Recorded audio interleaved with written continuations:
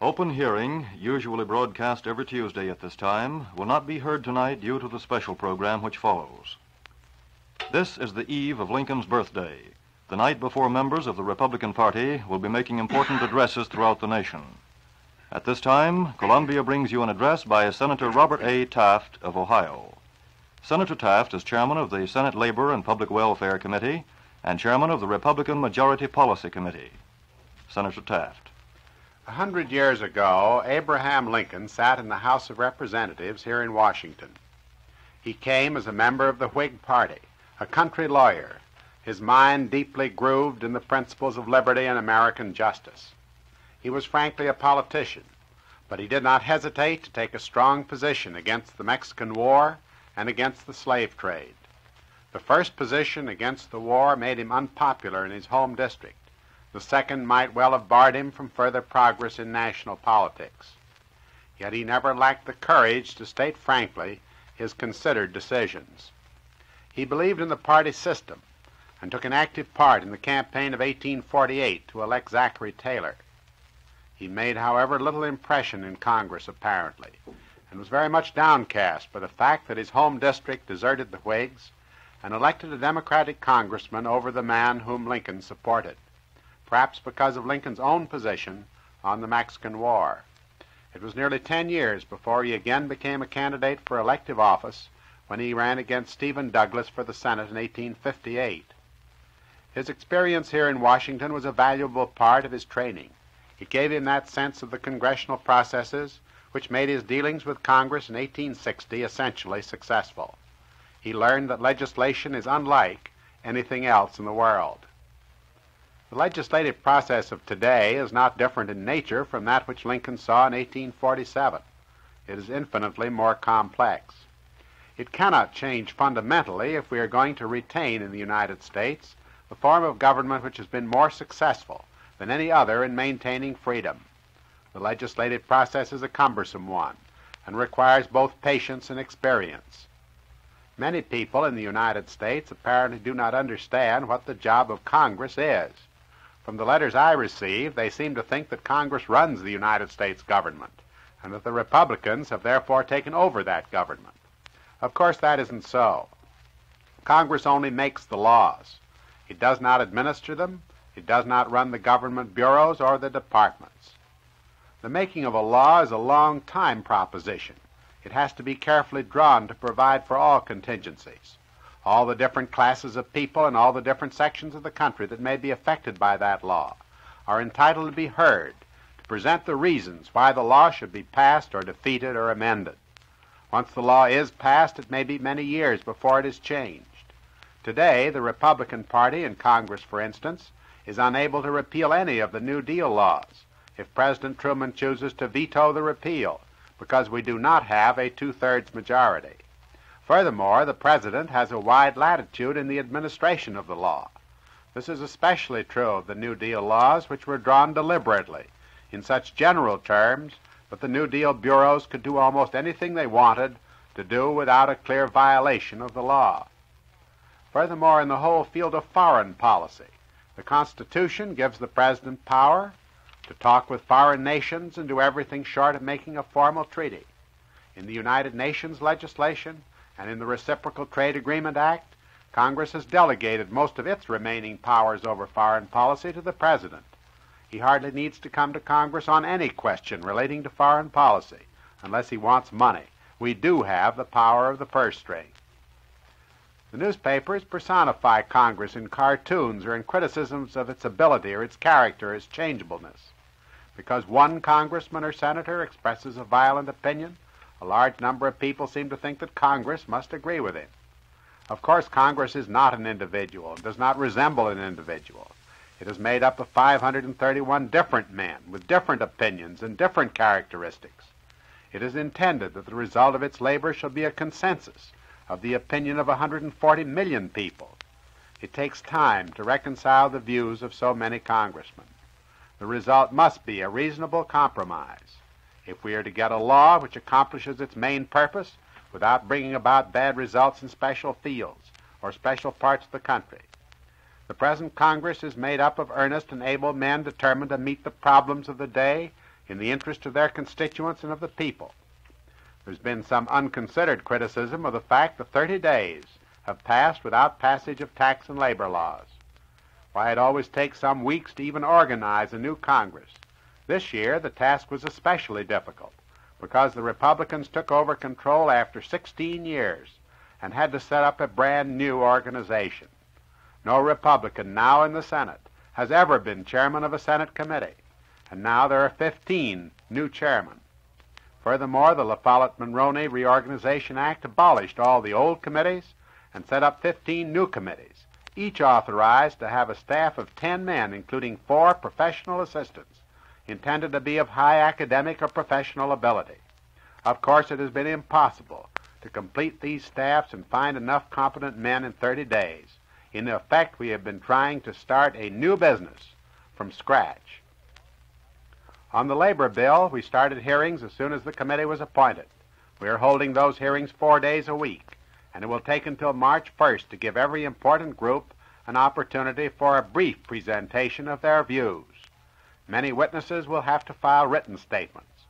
If we report a labor bill out of the committee by March 15th, it will be the quickest action on a major bill which Congress has seen in many years. In the field of finance, the La Follette-Monroney bill requires a new joint committee to submit a legislative budget by February 15th, containing an overall limit on expenditures. This is a short time indeed in which to analyze a $37.5 billion budget. But the work is proceeding night and day, and it will be done by February 15th.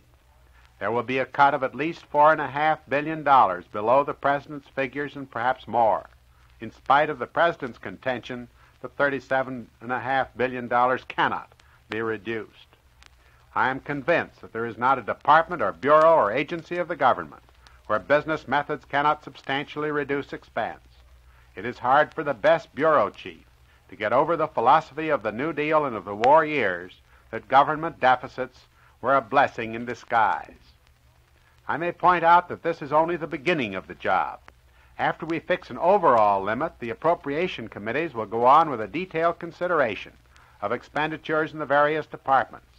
Regardless of our resolution fixing an overall ceiling on expenses, Congress has power, at least, to go ahead with separate appropriation bills and appropriate a total well in excess of the limit. We do not propose to recommend a total figure unless we are certain that Congress will stand behind us in preventing additional appropriations later on in the year.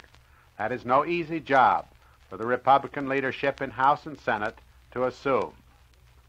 Starting next Monday, the Senate will have all the work it can do.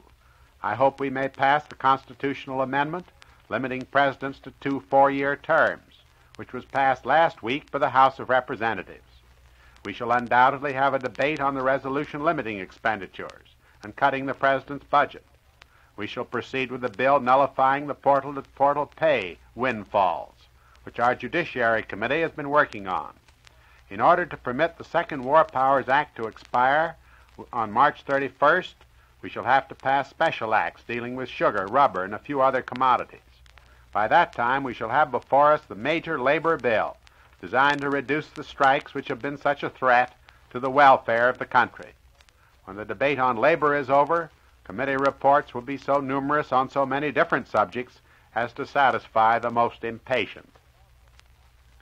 We have also begun a longer, complete study of all the emergency laws brought about by the war.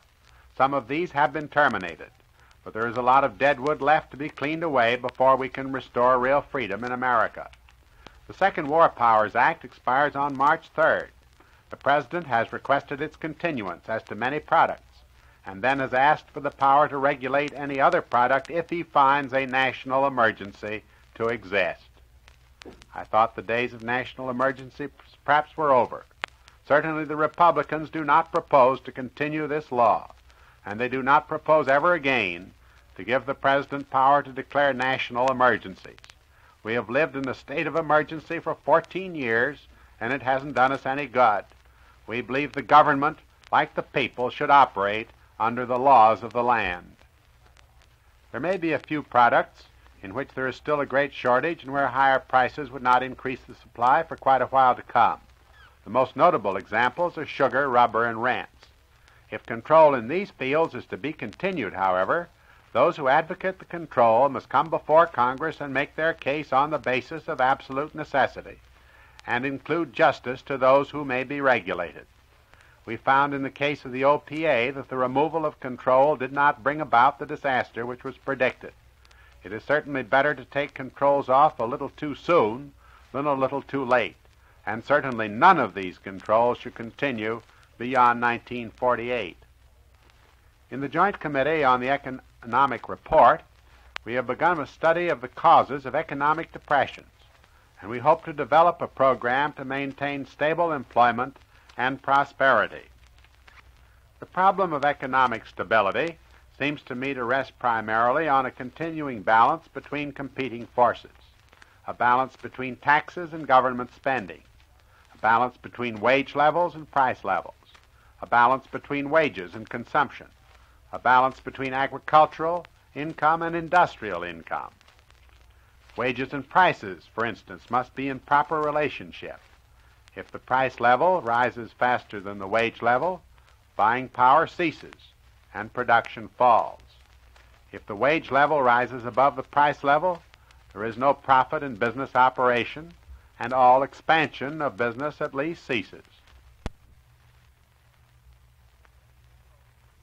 Such a general increase in all wages and salaries as was promoted last year by the administration could only create confusion, higher costs, and higher prices, threatening a continuing inflation, which throws many other factors like white-collar salaries and the cost of living entirely out of line.